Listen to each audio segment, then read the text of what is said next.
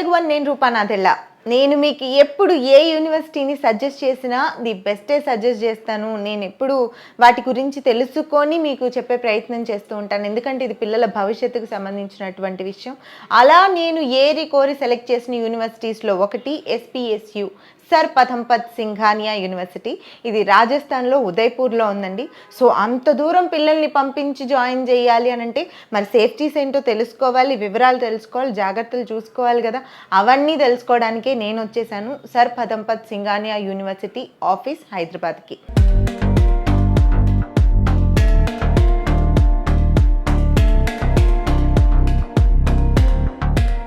Sir నమస్కారం. నమస్తే madam. So నేను చాలా విషయాలు తెలుసుకున్నాను, ఇంకా తెలుసుకోవాల్సినవి చాలా ఉన్నాయి.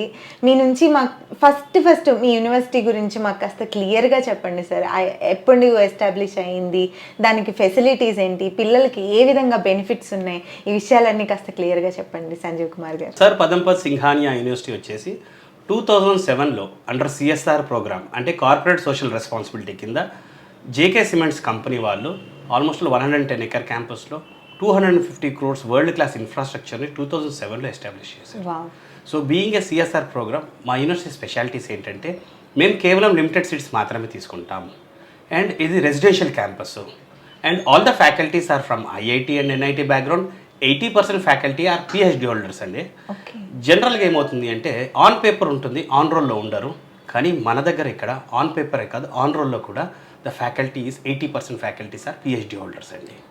And highly qualified faculties. మరో ముఖ్యమైన విషయం ఏంటంటే ఫ్యాకల్టీస్ అందరూ కూడా like vice chancellor, registrars, deans, professors, assistant professors అందరు కూడా క్యాంపస్లోనే వాళ్ళ ఫ్యామిలీతో పాటు స్టే చేస్తారు. సూపర్ సార్, నాకు చాలా ముచ్చటైన విషయం ఇది నాకు బాగా నచ్చింది అనమాట.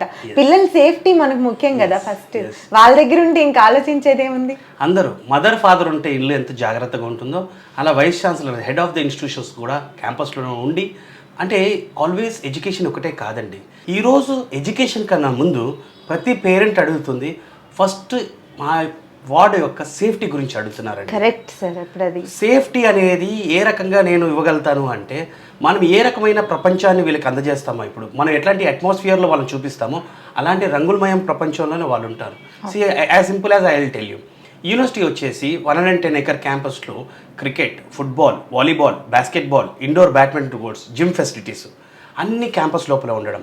అకాడమిక్ క్యాలెండర్ 1 ఇయర్కి టోటల్గా మనం అకాడమిక్ క్యాలెండర్ ఇచ్చేయడం వల్ల well before students will know when are the examinations, when are their holidays. వాళ్ళు ప్లానింగ్ అనేది చేసుకోవడము, స్ట్రెస్ లేకపోవడం ఒకటేను.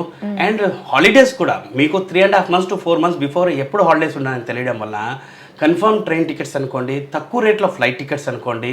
సో పిల్లలకి ట్రావెల్ ప్లాన్ కూడా ముందుగా తెలియడం చాలా ఇంపార్టెంట్ సార్. ఇది వాళ్ళ బడ్జెట్లో చక్కగా ప్లాన్ చేసుకోవచ్చు. తర్వాత అకాడమిక్ క్యాలెండర్ అనేది చాలా స్ట్రిక్ట్గా ఏ యూనివర్సిటీ అయినా ఫాలో అవుతాయి. చూడండి, ఫర్ July 10th నుంచి మాకు యూనివర్సిటీ స్టార్ట్ అయిపోతుంది. ఇక్కడ ఇంకా మన కౌన్సిలింగ్ ఆర్గనైజ్ అవ్వలేదు. నేను అందుకే అనుకుంటా మాకు చాలా మెసేజెస్ అవన్నీ వస్తున్నాయి అనమాట. మీరు అందులో లిమిటెడ్ స్టూడెంట్స్ని తీసుకుంటారని చెప్పేసరికి ఎక్కడ ఏంటి, ఎప్పుడు స్టార్ట్ అవుతుంది, అడ్మిషన్స్ ఎక్కడ అని మాకు చాలా కాల్స్ వస్తూ ఉన్నాయి అనమాట. Almost all 90% of admissions we're done madam. We're left out with only 10 to 15% of admissions. July 10th నుంచి యూనివర్సిటీ స్టార్ట్ అయిపోతుంది.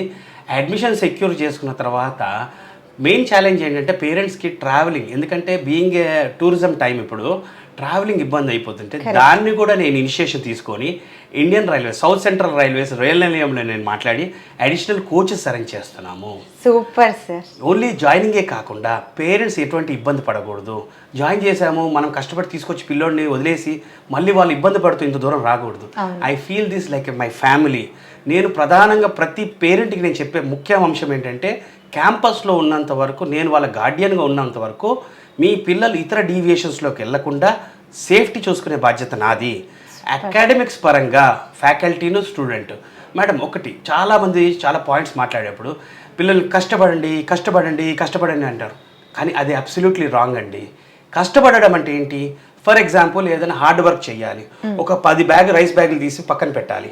సో 10 రైస్ బ్యాగులు తీసి పక్కన పెట్టిన అబ్బాయికి నేను మోటివేట్ చేసి ఇంకో 4 రైస్ బ్యాగులు తీసి పెట్టమంటే కూడా కష్టపడగలుగుతాను. అది కష్టపడ్డా అంటే. కానీ ఇది ఇష్టపడము. Right sir. బీటెక్ అనేది ఒక టెక్నికల్ ఎడ్యుకేషన్. చాలామంది పేరెంట్స్కి అర్థం కావట్లేదు ఏంటంటే, ఓకే మీ కాలేజ్లో జాయిన్ చేసేస్తున్నాం, మీ యూనివర్సిటీలో జాయిన్ చేసేస్తున్నాం, ప్లేస్మెంట్ ఇచ్చేస్తారా? కాదండి, ప్లేస్మెంట్ ముఖ్యం కాదు. ఫస్ట్ ఇప్పుడు ప్రధానంగా ఏంటంటే 8 సెమిస్టర్ సిజిపిఏ ఎంత వస్తుంది, ప్రతి సెమిస్టర్ సిజిపిఏ ఎంత మెయింటైన్ చేస్తున్నాడు, ఎన్ని ఇంటర్న్షిప్ ప్రోగ్రామ్స్ చేస్తున్నాడు, ఎన్ని వర్క్షాప్స్ చేస్తున్నాడు. ప్రతి ఒక్కరు ఈరోజు ఏఎంఎల్ అడ్మిషన్ అడుగుతున్నారు. Artificial intelligence and machine learning అనేది డిమాండ్ ఉండబోతుందంట అని ప్రతి ఒక్కరు అదే అడుగుతున్నారు. కానీ దాన్ని చదువుకున్న తర్వాత ప్రతి ఒక్కరు గూగుల్, మైక్రోసాఫ్ట్ లాంటి కంపెనీస్లో ప్లేస్మెంట్ కావాలి. కానీ పిల్లవాళ్ళకి మాత్రం యావరేజ్ సిజిపిఎల్ కానివ్వండి. ముఖ్యంగా చెప్తాను మేడం, చదువు ఎంత ఇంపార్టెంట్, కమ్యూనికేషన్ స్కిల్స్ కూడా అంత important. Right sir, very important. Top most కంపెనీస్లో ఫ్లూయెన్సీ ఆఫ్ ఇంగ్లీష్ అనేది కూడా చాలా ముఖ్యం, చాలా చాలా ఇంపార్టెంట్. సార్ మీరు నేర్పిస్తారు, ఎస్ మేము వర్క్షాప్స్ ఉంటాయి, కానీ పిల్లవాడు ఎంతవరకు చదువుతున్నాడు? I cannot insert something in his brain. Additional chip నేను అడిషనల్గా చేయలేను. బట్ నా ఎన్విరాన్మెంట్లో మాత్రం పిల్లలకి డీవియేషన్స్ లేకుండా క్యాంపస్లో చదువులు ఆటలు చదువులు తప్పించి వేరే ప్రపంచం అనేది బయట కూడా. Udaipur is a tourism place, so that crime free city, pollution free city అండి. ఎక్కువ టూరిజం ఉండడం వల్ల పోలీస్ పర్యవేక్షణ అనేది ఖచ్చితంగా చాలా బ్రహ్మాండంగా ఉంటుంది. సో మనకి ఇప్పుడున్న మిక్స్డ్ కల్చర్ ఏదైతుందో ఆ కల్చర్ లేకపోవడము, రాజస్థానీ ట్రెడిషన్. ఇంకోటి ఏంటంటే ఉదయపూర్ అన్న వెంటనే అయ్యో ఉదయపూర్ అని అంటారు పేరెంట్స్, చాలా దూరం అంటారు. ఏంటి మేడం ఐఐటి రాజస్థాన్ వస్తే పిల్లల్ని పంపిరా, ఐఐటి గౌహతి వస్తే పంపిరా? ఏంటి సార్ కంట్రీస్కే వెళ్తున్నారు కదా. పంపిస్తున్నారు. మారాలి, రావాలి. ఇప్పుడు చదువుతో పాటు ఇంత దూరం పంపిస్తుంది, చదువు ఒకటే కాదు, లైఫ్ మేనేజ్మెంట్ సిస్టమ్ నేర్చుకుంటారు. What is life management system అంటే, ఓ ట్రైన్ టికెట్ బుక్ చేసుకుంటే నాకు 8ంటికి ట్రైన్ అంటే నేను 7:30 స్టేషన్కి ఎలా ఉండాలి, పంక్చువాలిటీ.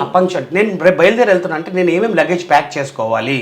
ఒక్కసారి ఏదైనా మర్చిపోయాడంటే కాలేజ్కి వెళ్ళిన తర్వాత అరే నేను ఇది మర్చిపోయాను, నెక్స్ట్ టైం ఇది మర్చిపోకూడదు, అది కూడా మెమరీలో నాటుకుపోయి ఉంటుంది. ప్లాన్ చేసుకోవడం తెలిసిపోతుంది, ప్లాన్ చేయడం తెలుస్తుంది, లైఫ్ ప్లానింగ్. మన దగ్గర మన క్యాంపస్లో హాస్టల్ ఎలా ఉంటుందంటే ఓన్లీ 2 మెంబర్స్ మాత్రమే రూమ్ షేరింగ్ ఉంటుందండి. 2 మెంబర్స్ అంటే ఒక ఫ్యాన్, ఒక లైట్, 2 బెడ్లు పక్క పక్కన పెట్టకుండా రూమ్లోకి ఎంటర్ కాగానే 5 feet వాల్ పార్టీషన్ ఉంటుంది. ఆపోజిట్ బెడ్స్ ఉంటాయి. సపరేట్ ఎవరు ఫ్యాన్ వాళ్ళకి, ఎవరు లైట్ వాళ్ళకి, ఎవరు కబోర్డ్ వాళ్ళకి, ఎవరు విండో వాళ్ళకి, ఎవరు స్టడీ టేబుల్ వాళ్ళకి సపరేట్గా ఉంటుంది. ఈ ఆలోచన ఏంటంటే పిల్లలకి డిస్టర్బెన్స్ లేదు. నువ్వు పడుకోవాలనుకుంటా నీ లైట్ ఆపుకో, నీ ఫ్యాన్ ఆపుకో, నువ్వు హ్యాపీగా పడుకో, నాతో డిస్టర్బెన్స్ లేదు. That is the privacy. As a admission director గా కాదు, మీరు ఒక మిడిల్ క్లాస్ మైండ్ సెట్ తో ఒక స్టూడెంట్ లోకి వెళ్ళి మీరు ఆలోచించి తీసుకున్నారు ఈ నిర్ణయం. నేను జర్నీ చేశాను. నేను నా బీటెక్ కెరియర్తో పాటు పేరు మోసిన ప్రధానమైన ఎన్నో యూనివర్సిటీస్, పేరు మోసిన చెట్టు పేరు చెప్పి కాయలు అమ్ముకుంటున్న యూనివర్సిటీస్ నేను చూశాను. నా బాధలు ఏంటంటే మిడిల్ క్లాస్ వాళ్ళు తినపోయినా లోవర్ మిడిల్ క్లాస్ ఫీజులు కట్టాలి, ఎటువంటి పరిస్థితుల్లో కూడా కాలేజీలు ఫీజులు కట్టాలి. దీన్ని ఎన్కాష్ చేసుకుంటున్న యూనివర్సిటీస్. నాకు 2015 నుంచి ప్రధాన సమస్యగా ఇది నేను ఆలోచిస్తున్న సమయంలో నా కెరియర్ పరంగా కూడా ఏంటి ఇది మనం ఏం చేస్తున్నాము అన్న సమయంలో నన్ను జేకే గ్రూప్ వాళ్ళని ఇన్వైట్ చేయడము క్యాంపస్కి, president and vice president, campus infrastructure కానివ్వండి, తర్వాత చెప్పాను చూసారా limited students, residential campus, faculty అందరు క్యాంపస్లో ఉండడం, ఇదే మేడం కావాల్సింది. నాకు ఇక్కడే అనిపించింది సార్, ఇప్పుడు లిమిటెడ్ స్టూడెంట్స్ని ఎంతమంది వస్తే అంతమందిని జాయిన్ చేసుకుంటున్నారు, అలాంటిది మీరు లిమిటెడ్ స్టూడెంట్ పెట్టారంటే ఏంటో థాట్ ప్రాసెస్ అని నాకు అప్పుడే అనిపించింది. దట్ ఈస్ జేకే సిమెంట్ వాళ్ళు సిఎస్ఆర్ ప్రోగ్రామ్ కింద వాళ్ళకి వచ్చే ప్రాఫిట్స్లో నుంచి 2% వచ్చి యూనివర్సిటీకి షేర్ చేస్తారు. కాబట్టి మా ఇన్స్టిట్యూట్స్తో పాటు 15 గ్రూప్ ఆఫ్ ఇన్స్టిట్యూషన్స్ ఉన్నాయండి జేకే వాళ్ళకి. JK Cements is a very big organisation. So వాళ్ళకి వచ్చే ప్రాఫిట్స్లో నుంచి ఈ యూనివర్సిటీకి ఇంత తక్కువ ఫీజులో ఇంత స్టాండర్డ్ యూనివర్సిటీ రన్ అవుతుంది, ఇంత లిమిటెడ్ స్టూడెంట్స్ తోటి. That is what I felt was exactly. ఒక రోజు కాకపోయినా ఒక రోజు ఈ యూనివర్సిటీని డెఫినెట్గా మన వాళ్ళు చూస్తారు, గ్యారంటీ ఇలాంటి యూనివర్సిటీ కావాలి అని చెప్పి నేను తెలుసుకున్న తర్వాత 2015 నుంచి స్టార్ట్ చేసినాక మంచి స్ట్రెంగ్స్ జాయిన్ అవ్వడం, మౌత్ పబ్లిసిటీ ద్వారా తెలియడము. ఈ రోజున్న ప్రధాన సమస్య ఏంటంటే యూనివర్సిటీస్ ఎక్కువ నెంబర్ ఆఫ్ అడ్మిషన్స్ తీసుకోవడము, దాంట్లో అన్లిమిటెడ్ స్టూడెంట్స్ని తీసుకోవడం వల్ల ఏమవుతుంది అంటే ఎవరు చదువుతున్నారు ఎవరు చదవట్లేదు అనేది ఫోకస్ చేయలేకపోతున్నారు. కరెక్ట్. యాజ్ ఎ మిడిల్ క్లాస్గా నేను చెప్పేది ఏంటంటే, నేను చూసి ఒక స్టూడెంట్ దశ నుంచి చూసినప్పుడు ఏంటంటే ప్రతి పిల్లోడు కూడా చాలా మంచి విద్యార్థి, కానీ వాళ్ళు తీసుకునే దాన్ని బట్టి వాళ్ళు రిసీవింగ్ ఎంతవరకు చేసుకోగలుగుతారు ఏంటి అనేది ఫ్యాకల్టీ అబ్జర్వ్ చేయాలి. సో మెంటార్షిప్ ప్రోగ్రామ్ అంటాం దీన్నే. ప్రతి 7 మంది స్టూడెంట్లకి ఒక మెంటార్ ఉంటాడు. ఆ మెంటార్ ఏంటంటే ఒక ఫాదర్ లాగా he should guide the student. Right. ఎస్పీఎస్యూలో ఆపర్చునిటీ ఏంటంటే faculty always staying in the campus. Intermediate అయిపోయిన వెంటనే యూనివర్సిటీస్లో ప్లేస్మెంట్స్ బాగున్నాయంట అని చెప్పి యూనివర్సిటీస్ మీద భారం కాదండి. పిల్లాడు కూడా కంపల్సరీగా he has to make the role. And నేను చెప్పినట్టు ప్రధాన సమస్య ఏదైతే మరీ చెప్తున్నానో, ఎందుకు దీన్ని రిపీటెడ్గా చెప్పాల్సి వస్తుంది అంటే ఒక టైంలో కొద్ది క్యాజువల్గా ఉండే సబ్జెక్ట్ వేరు, ఇప్పుడు ప్రస్తుతానికి వచ్చేసి చాలా ఎక్కువగా స్టూడెంట్స్ అట్రాక్ట్ అవ్వడము. ఎందుకంటే ఏజ్ డివియేట్ అయ్యే ఏజ్ కొన్ని యూనివర్సిటీస్ ఎలా తయారైనాయంటే మంత్లీ ఒక ఫెస్ట్ అనేది. మనం పూర్వం చదువుకున్న టైంలో యాన్యువల్ డే సెలబ్రేషన్స్ అని ఉండేది. డెఫినెట్గా ఒక సెలబ్రేషన్స్ ఒక యాన్యువల్ డే రెండే. కానీ ఇప్పుడు సెమిస్టర్కి ఒక ఫెస్ట్ కంపల్సరీ అయింది. Okay, accepted. మంత్లీ ఒక ఫెస్ట్ చేస్తాము అని చెప్పి అట్రాక్ట్ చేస్తున్నారు. కొంతమంది కాలేజెస్లో యూనివర్సిటీస్లో డైలీ నాన్ వెజ్ పెడతాం రండి అని చెప్పి అట్రాక్ట్ చేస్తున్నారు. ఇలాంటి అసలు ఎందుకంటే ఒక సాటర్డే సండే లేకపోతే క్లబ్బో పబ్బో పెట్టేసి వాళ్ళకి ఆ పాశ్చాత్యమైన అడ్వాన్స్ కల్చర్ కూడా ఇచ్చేస్తే ఇంట్రెస్ట్ ఉన్న పేరెంట్స్ దాన్ని కూడా ఆప్ చేసుకుంటారు. నేను ఇది చాలా బాధతో అంటున్న విషయం. ఈ ఏజ్లో ఈ 4 years మాత్రం పిల్లల్ని జాగ్రత్తగా కాపాడుకున్నాం. మంచి ఎడ్యుకేషన్, క్వాలిటీ ఆఫ్ ఎడ్యుకేషన్ వాళ్ళకి అందజేస్తే బీటెక్ అయిపోయిన తర్వాత ఇక్కడ ఏదైతే ఇంటర్మీడియట్లో ఐఐటి కొట్టలేదో రేపు ఎంటెక్లో కూడా ఐఐటి ఉంది, మాస్టర్స్ ఉంది, ఎంఎస్ ప్రోగ్రామ్స్ ఉన్నాయి. ఇలా చేసి బీటెక్ అయినాక ఎంటెక్ చేయడము, మాస్టర్స్ చేసిన వాళ్ళే లైఫ్లో వెల్ సెటిల్ అవుతారు తప్పించి బీటెక్లో బీటెక్ అయిపోయిన తర్వాత మంచి ప్లేస్మెంట్ వచ్చింది అనుకోండి, ఆ ప్లేస్మెంట్ ఆప్ చేసుకొని 2 years చేసిన తర్వాత కూడా మళ్ళీ లైఫ్లో బాగా సెటిల్ అవ్వాలంటే మాస్టర్స్ చేయాల్సిందే, లేదంటే ఎంటెక్ చేయాల్సిందే. మాస్టర్స్ చదవడం వల్ల ఏమవుతుంది అంటే బీటెక్ అయిపోయిన 10 సంవత్సరాల ఎక్స్పీరియన్స్, వర్క్ ఎక్స్పీరియన్స్ ఉన్న శాలరీ ఎంత ఉంటుందో మాస్టర్స్ చేసిన వాళ్ళకి వితిన్ 2 to 3 yearsలోనే ఆ శాలరీ ఉంటుంది. ఆ రోజు బాధపడతాడు ఈ స్టూడెంట్. నేను 10 years నుంచి ఈ కంపెనీకి ఈ ప్రాజెక్ట్ చేస్తుంటే నా శాలరీ ఇంతే ఉంటే ఎంటెక్ చేసిన వాళ్ళు 2 to 3 yearsలోనే అంత శాలరీ ప్యాకేజెస్ వస్తున్నాయి. కాబట్టి లైఫ్లో బాగా సెటిల్ అవ్వాలంటే కంపల్సరీగా మాస్టర్స్ ప్రోగ్రామ్ చేయాల్సిందే. సో ఇంకొక విషయం ఏంటంటే నాన్ వెజ్ మన వాళ్ళకి చాలా మందికి అది కావాలని ఉంటుంది. సో ఫుడ్ ఫెసిలిటీస్ గురించి కాస్త క్లియర్గా చెప్పండి. At the time of university ఎస్టాబ్లిష్మెంట్లోనే డెఫినెట్గా గ్లోబల్ వైజ్గా పిల్లలు ఉంటారు కాబట్టి ఎవరి ఈటింగ్ హ్యాబిట్స్ వాళ్ళకు ఉంటాయని చెప్పి సపరేట్గా మేము మెస్ హాల్స్ అనేది క్రియేట్ చేశారు. గ్రౌండ్ ఫ్లోర్లో వచ్చేసి వెజిటేరియన్ కిచెన్, ఫస్ట్ ఫ్లోర్లో వచ్చేసి non vegetarian kitchen and hall ఉంటుంది. అయితే కోవిడ్ టైంలో నేను ఎలాగైతే చెప్పానో స్ట్రెంత్ తగ్గిపోవడం వలన 2 మెస్లు స్టాండర్డ్ ఆఫ్ క్వాలిటీ మెయింటైన్ చేయాలని చెప్పి పెట్టే ఫుడ్ క్వాలిటీగా ఉండాలి పిల్లలకి అనుకొని పైన మెస్ క్లోజ్ చేసి కింద వెజిటేరియనే కంటిన్యూ చేసాం. ఇప్పుడు as if today weekly 4 times egg ఇస్తున్నామండి. And as today again we have regain with our strength, normal స్ట్రెంత్కి మేము వచ్చేసాం కాబట్టి పై మెస్ కూడా ఓపెన్ చేస్తున్నాము.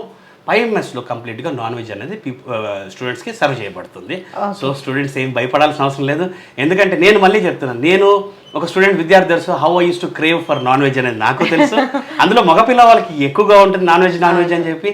సో ఇప్పుడు మనకి మంత్లీ ఒకసారి అవుటింగ్ ఇచ్చినప్పుడు కూడా పిల్లలు చక్కగా మంత్లీ ఒకసారి అవుటింగ్ ఇస్తామండి. ఎవ్రీ మంత్కి ఒక కామన్ అవుటింగ్ ఉంటుంది. ఆ కామన్ అవుటింగ్లో పేరెంట్స్ ఫోన్ చేస్తేనే అవుటింగ్ ఇస్తాం. అక్కడ ఒక మళ్ళీ సేఫ్టీ, వాళ్ళ పర్మిషన్ తీసుకొని పేరెంట్స్ పర్మిషన్ తీసుకొని అవుటింగ్ ఇస్తాం. సో ఇచ్చిన తర్వాత పిల్లలు మోస్ట్లీ ఏంటంటే మాల్కి వెళ్తారు. మాల్కి వెళ్ళిన తర్వాత మధ్యాహ్నం నుంచి బార్బిక్యూ నేషన్ ఉంది అక్కడ. సో అన్లిమిటెడ్ బఫే ఉంటుంది నాన్ వెజ్. మోస్ట్లీ స్టూడెంట్స్ అక్కడికి వెళ్ళి ఒక పూట లంచ్ చేసుకొని వచ్చేవారు నాన్ వెజ్ గురించి. బట్ ఈ ఇయర్ నుంచి ఆ భయం కూడా లేదు. చక్కగా నేనే పర్సనల్గా ఉండి ప్రతి అంశంలో నేను ఎందుకు ఉంటున్నానంటే నేను ఇంత రెస్పాన్సిబిలిటీ తీసుకొని ఒక ఫ్యామిలీగా దీన్ని నేను ఓన్ చేసుకొని నా రెస్పాన్సిబిలిటీ ఏంటంటే పిల్లలకి నన్ను ఎంతోమంది పేరెంట్స్ అన్నారు, సార్ మీ మాట చూసి మేము పంపిస్తున్నాం. ఆ మాట ఓన్లీ మాటగా ఉండిపోకుండా నమ్మకం ఏంటి, రేపు జూలై 1వ తారీఖు నుంచి నేను క్యాంపస్లో అవైలబుల్ ఉంటాను. జూలై 1 నుంచి సెప్టెంబర్ 10 వరకు 2.5 నెలల ప్రోగ్రామ్ నేను కంప్లీట్గా ఉదయపూర్ క్యాంపస్లోనే ఉంటాను. ఓకే. ఇప్పుడు అడ్మిషన్ తీసుకున్న స్టూడెంట్స్ పేరెంట్స్ అక్కడికి వచ్చినప్పుడు నేనే ఉంటాను. పేరెంట్స్ డ్రాప్ చేసి వెళ్ళిపోయిన తర్వాత కూడా పిల్లల దగ్గర ఉండి వాళ్ళకి ఏమైనా ఇబ్బందులు ఉన్నాయా ఏమున్నా, ఎందుకంటే నేను ఎడ్యుకేషన్ సిస్టమ్ని ఎలా ఉండాలంటే ఇవన్నీ బాగుంటే మనకు వచ్చే సంవత్సరం వచ్చేసి ఆ చదువుతున్న విద్యార్థి పేరెంట్ 2 అడ్మిషన్లు రిఫర్ చేసినా కూడా మనం టైమ్లీగా అడ్మిషన్స్ క్లోజ్ చేసేసుకోవాలి. అంతే తప్పించి మార్కెట్లోకి వెళ్ళి ప్రదాకలు మనం బ్రాండింగ్ చేసుకుని మా యూనివర్సిటీకి రండి అనే ఆ కాన్సెప్ట్ నా దగ్గర ఉండకూడదు. కోర్సెస్ విషయానికి వచ్చేసరికి ఏముంటాయంటే మన దగ్గర కంప్యూటర్ సైన్స్లో 5 స్పెషలైజేషన్స్ ఉన్నాయండి. కంప్యూటర్ సైన్స్లో వచ్చేసి artificial intelligence and machine learning, cloud technology and information security, data science, cyber security, full స్టేక్స్ and develops మన దగ్గర ఆప్షన్స్ ఉన్నాయి. ఇంకో హైలైటెడ్ పాయింట్ ఏంటంటే నేను ఏదైతే చెప్పాను ఇప్పుడు లిమిటెడ్ స్టూడెంట్స్ అని చెప్పి, ఓకే ఫర్ ఎగ్జాంపుల్ పిల్లలు జూలై 10th నుంచి జూలై 25th వరకు మనకి ఇండక్షన్ క్లాసెస్, ఓరియంటేషన్ క్లాసెస్ ఉన్నాయి. ఈ ఇండక్షన్ క్లాసెస్, ఓరియంటేషన్ క్లాసెస్లో ఇండస్ట్రీ ఎక్స్పర్ట్స్, ఫ్యాకల్టీస్ వాళ్ళకి అసలు ఏఎంఎల్ అంటే ఏంటి, టెక్నాలజీ అంటే ఏంటి, ఏ సిఎస్సిలో ఏ కోర్స్ తీసుకుంటే ఎలా ఉంటుంది అనేది ఎక్స్ప్లెయిన్ చేయడమే కాకుండా ఈ 15 days వాళ్ళకి వర్క్షాప్స్ చేపిస్తారు. ఈ 15 days వర్క్షాప్లో ఏంటంటే student can understand which course will be, ఏది నేను చూస్ చేసుకుంటే నాకు బెటర్గా ఉంటుంది అనేది వాళ్ళంతటి వాళ్ళే చూస్ చేసుకోవచ్చు, సెలెక్ట్ చేసేసుకున్న తర్వాత 15 days తర్వాత కూడా కోర్స్ కావాలంటే ఇంటర్నల్గా చేంజ్ అవ్వచ్చు. ఓకే. ఇట్స్ నాట్ లైక్ ఇది లిమిటెడ్ అయిపోయింది ఇది కాకుండా ఇంటర్నల్గా కోర్స్ అనేది కొన్ని రోజుల తర్వాత వాళ్ళకి ఇది నాకు అబ్బదేమో అనిపిస్తే ఇంకొకటి సెలెక్ట్ చేసుకునే ఇంటర్నల్గా ఆప్షన్ ఉంది. ఆప్షన్స్ ఉన్నాయి. సిఎస్సిఏ కాకుండా సివిల్, కన్స్ట్రక్షన్ మేనేజ్మెంట్ స్పెషలైజేషన్ కానీ, సిమెంట్ టెక్నాలజీ స్పెషలైజేషన్ కానీ, ఈసీలో వచ్చేసి మా విఎల్ఎస్ఐ కానివ్వండి, ఎంబెడెడ్ సిస్టమ్ కానివ్వండి, రోబోటిక్స్ కానివ్వండి, ఈ స్పెషలైజేషన్స్ కానివ్వండి, సివిల్, మెకానికల్, మైనింగ్ అన్ని దాంట్లో కూడా latest industry ready curriculum programmes మన దగ్గర ఉండడము. పిల్లవాళ్ళు ఇంకోటి ఏంటంటే వెళ్ళిన తర్వాత ఫర్ ఎగ్జాంపుల్ ఫస్ట్ ఇయర్లో వచ్చేసి కోర్ కాకుండా మైనర్ సబ్జెక్ట్ ఏది తీసుకున్నా కూడా ఫస్ట్ ఇయర్ తర్వాత కూడా సెకండ్ ఇయర్లో బ్రాంచ్ చేంజ్ అవ్వచ్చు ఇంటర్నల్గా. ఓకే, 1 year తర్వాత కూడా మారచ్చు. కూడా ఇంటర్నల్ గా మైనర్ సబ్జెక్ట్స్ ఏది తీసుకున్నా కూడా బ్రాంచ్ చేయొచ్చు. సో ఖచ్చితంగా స్టూడెంట్స్ మైండ్ సెట్ తో ఆలోచిస్తున్నారు సార్ మీరు. Great. This is not only me అండి, it's group of 12 board members ఉంటారు. పెద్ద ఇన్స్టిట్యూషన్ అండి. జేకే అనేది ఇండియాలోనే వెరీ పాపులర్ నేమ్ అండి. మన పేరులోనే చెప్పాం కదా, సార్ అనే దాంట్లో ఒక బిరుదు, ఇట్స్ ఆన్ ఆనర్. మనకి ఎలాగైతే భారతరత్న ఎలాగైతే హైయెస్ట్ అవార్డు ఉంటుందో, సర్ పదంపత్ సింఘానియా గారికి సర్ అనే బిరుదు బ్రిటిష్ గవర్నమెంట్ చేతి ఇవ్వడం, ఆయన పేరున ఇండియన్ పోస్టల్ స్టాంప్స్ ఉన్నాయండి. Wow, that is the legacy of JK groups అండి. గల్ఫ్ నుంచి స్టూడెంట్స్ జాయిన్ అవడం ఏంటి సార్? గల్ఫ్ నుంచి అంటే గల్ఫ్లో పేరెంట్స్ వచ్చేసి మదర్ ఫాదర్ అక్కడ పనిచేస్తూ పిల్లలు ఇక్కడ ఏదో ఒక రెసిడెన్షియల్ క్యాంపస్లో ఇంటర్మీడియట్ వరకు చదివించుంటారు. తల్లిదండ్రులు అక్కడ ఎంతో కష్టపడుతున్నారు గల్ఫ్ కంట్రీస్లో. వాళ్ళ పిల్లలు ఇక్కడ ఇంటర్మీడియట్తో పాటు రెసిడెన్షియల్ అయిపోయినాక బీటెక్ వచ్చేసి రెసిడెన్షియల్ క్యాంపస్లు ఎక్కడ లేవు. ఎక్కడ చూసినా కూడా బయట ఉండే ఆప్షన్స్ ఉంటాయి. బయట ఉండే ఆప్షన్స్ స్టార్ట్ అయినాయి అంటే వీళ్ళకి డీవియేషన్ స్టార్ట్ అవుతాయి. అక్కడ ఉన్న గల్ఫ్ కంట్రీలో ఉండి చూసి వీడియోస్, మన వీడియోస్ అక్కడ దాకా రీచ్ అయ్యి ఎస్ మా పిల్లలకి ఇది రైట్ అంటే వాళ్ళకి ఒక సేఫ్టీ జోన్ కావాలి with education. Education is not the point, సేఫ్టీగా ఉండి వాళ్ళకి ఎడ్యుకేషన్ కావాలి. కాబట్టి మెయిన్ చాలా మెయిన్. వాళ్ళకే కాదు మేడం, ఇక్కడ పిల్లలు కూడా నేను ఒకటి గ్యారంటీగా చెప్పగలుగుతాను. మీరేమనుకోవచ్చు ఇంట్లో ఉంటే పిల్లల్ని సేఫ్గా తీసుకొని వెళ్ళి మా ఇంటి మేము ఉంటే చూసుకుంటాం, అబ్జర్వ్ చేస్తాం అనుకుంటాం. వాళ్ళతో పాటు మనం కాలేజ్కి వెళ్ళలేం. కానీ మీ ఇంటి నుంచి వెళ్ళి వస్తే కూడా 50% గ్యారంటీ, కానీ మా క్యాంపస్లో 100% సేఫ్టీ గ్యారంటీ నేను ఇవ్వగలుగుతాను. Plus minus whatever it is I'm there available for each and every one.